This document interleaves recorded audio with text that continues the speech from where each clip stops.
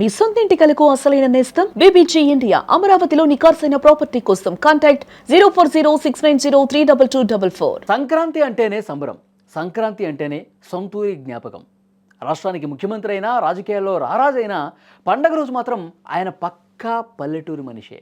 అవును, మనం మాట్లాడుకుంటున్నది AP CM Nara Chandrababu Naidu గారి గురించే. చిత్తూరు జిల్లాలోని నారావారిపల్లె ఇప్పుడు పండుగ శోభతో కళకళాడుతోంది. ముఖ్యమంత్రి హోదా పక్కన పెట్టేసి సొంతూరి మట్టి వాసన కోసం, ఆత్మీయుల పలకరింపు కోసం చంద్రబాబు నాయుడు గారు కుటుంబ సమేతంగా నారావారిపల్లెకు చేరుకున్నారు. మరి అక్కడ ఎలాంటి సందడుందో మీరు కూడా చూడండి. చంద్రబాబు నాయుడు గారికి నారావారిపల్లె అంటే ఎంత ఇష్టమో ప్రత్యేకంగా చెప్పాల్సిన పనిలా. ఆయన ఎంత బిజీగా ఉన్నా, ఎలాంటి పరిస్థితుల్లో ఉన్నా సంక్రాంతి పండుగకు మాత్రం సొంత ఊరికి రావటం ఆనవాయితీ.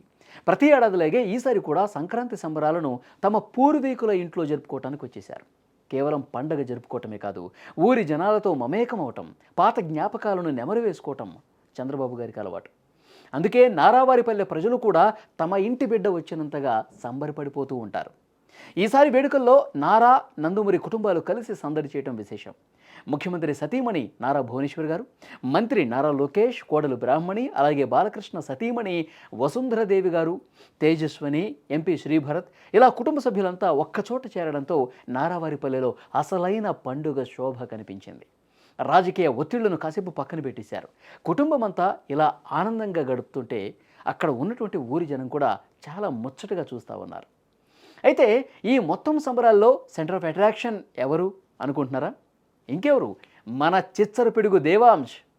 సాధారణంగా మనం చంద్రబాబు గారిని చాలా సీరియస్గా అడ్మినిస్ట్రేషన్ మూడ్లో చూస్తుంటాం. కానీ ఇక్కడ సీన్ మొత్తం వేరు. దేవాంశ్ ఆటలు ఆడుతుంటే, అటు ఇటు ఉత్సాహంగా పరిగెడుతుంటే తాతయ్య చంద్రబాబు గారి కళ్ళల్లో ఆ ఆనందం చూడండి ఒకసారి. అది కోట్లు పెట్టినా దొరకని సంతోషం. మనవడి అల్లరిని చూసి మురిసిపోతూ కాసేపు సీఎం అనే విషయాన్ని కూడా మర్చిపోయి ఒక సాధారణ తాతలా మారిపోయారు చంద్రబాబు నాయుడు గారు. ఇక అనంతరం విజేతలకు బహుమతులు కూడా అందజేశారు చంద్రబాబు నాయుడు గారు, అలాగే భువనేశ్వర్ గారు.